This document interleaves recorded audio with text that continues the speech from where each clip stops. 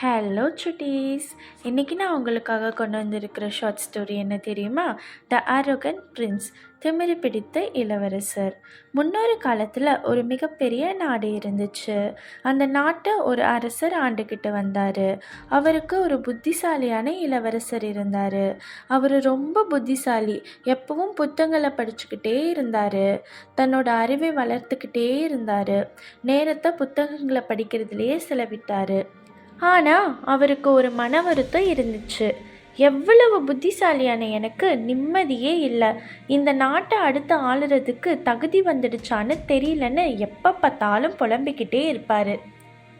ஒரு நாள் தோட்டத்தில் நடந்து போகிறப்ப ஒரு தங்கப்பூவை பார்த்தாரு. இதுக்கு முன்னாடி இந்த மாதிரி பூவை பார்த்ததே இல்லையேன்னு தோட்டக்காரனை கூப்பிட்டு இது என்ன பூன்னு கேட்டார். இது தங்க மந்திரப்பூ. எனக்கு மன நிம்மதி வேணும்னா இந்த பூக்கிட்ட தான் கேட்பேன். எனக்கு மன நிம்மதி கிடைக்கும்னு சொன்னால் அந்த தோட்டக்காரன்.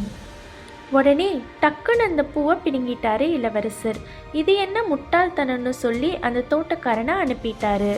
இருந்தாலும் தனக்கு வேண்டியது இந்த பூ கொடுக்குமான்னு ஒரு சந்தேகம் வந்துச்சு இளவரசருக்கு. உடனே எனக்கு ஒரு உதவி வேணும்னு மந்திர பூவிடம் கேட்டாரு. அடுத்த நிமிஷம் ஒரு மின்னல் வெளிச்சம் வந்துச்சு. இளவரசர் ஒரு மந்திர உலகத்துக்குள்ளே போயிட்டாரு. அப்போ ஒரு மாய தேவதை அவர் முன்னாடி வந்து நின்றுச்சு. இளவரசரே, உங்களுக்கு என்ன உதவி வேணும்னு கேட்டாரு. எனக்கு மன நிம்மதியே கிடைக்கல, அதனால் நான் இன்னும் பெரிய புத்திசாலியாக மாறணும்னு கேட்டார். அதுக்கு அந்த தேவதை சொல்லிச்சு, நீ இப்போ இருக்கிறதை விட பெரிய புத்திசாலியாக மாற உனக்கு வரம் தரேன். ஆனால் மன நிம்மதியை புத்திசாலியாக ஆனால் மட்டும் வராது. நீ எப்போ உலகத்தை புரிஞ்சுக்கிட்டு நடக்க ஆரம்பிக்கிறியோ அப்போ தான் உனக்கு மன நிம்மதி கிடைக்கும்னு சொல்லிட்டு அவரை திரும்ப அரண்மனை தோட்டத்திலேயே விட்டுடுச்சு. இப்போ இளவரசர் தனக்கு புது ஞானம் கிடைச்சதை உணர்ந்தாரு. முன்னாடி விட இப்போ அறிவு நல்லா வேலை செய்கிறதையும் உணர்ந்தாரு.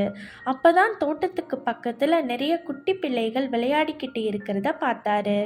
அந்த பிள்ளைகள் தங்களோட அறிவை பற்றி கவலைப்படாமல் ஒருத்தருக்கு ஒருத்தர் உதவி செஞ்சு சின்ன சின்ன புதிர்களுக்கு விடை கண்டுபிடிச்சு விளையாடினாங்க. உடனே இளவரசர் கேட்டார், உங்களுக்கு அறிவு கம்மியாக இருக்குது, அதனால தான் உங்களால் அடுத்தவங்க உதவி இல்லாமல் புதிர் விளையாட்டை உங்களால் விளையாட முடியலன்னு சொன்னார். அதுக்கு அந்த குட்டி பிள்ளைகள் சொல்லிச்சுங்க, அறிவு இருந்தால் நாங்கள் தனியாக விளையாடலாம், ஆனால் ஒருத்தருக்கு ஒருத்தர் உதவி செஞ்சு ஒருத்தரோட ஒருத்தர் அறிவை பகிர்ந்துக்கிட்டு மெதுவாகவும் சீராகவும் புத்திசாலியாகவும் நாங்கள் விளையாடுறோம். எந்த கவலையும் இல்லாமல் எங்கள் அறிவு வளருதுன்னு சொல்லிச்சுங்க. குட்டி பிள்ளைகளோட யுக்தி இளவரசரை ரொம்ப யோசிக்க வச்சுச்சு. அதிபுத்திசாலியான நான் தினமும் அறிவை வளர்க்கறதுக்கு பதிலாக மற்றவர்களோட பழகிறதுல கூட அதிக புத்திசாலியாக மாறலாம். இனிமே புத்திசாலியாக மாறணும்னு அதிகமாக நேரத்தில் செலவிடாமல் இது மாதிரி மக்களோட மக்களாக கலந்து காலத்தோட சேர்ந்து தன்னோட வளர்ச்சி இருக்கணும்னு நினச்சாரு. இந்த புது மாற்றத்தை பார்த்த அரசர் தன்னோட மகன் இப்போ புத்திசாலி மட்டும் இல்லை, புத்தியை சரியான வழியில் செயல்படுத்துகிற அறிவாளின்னு உணர்த்தினாரு.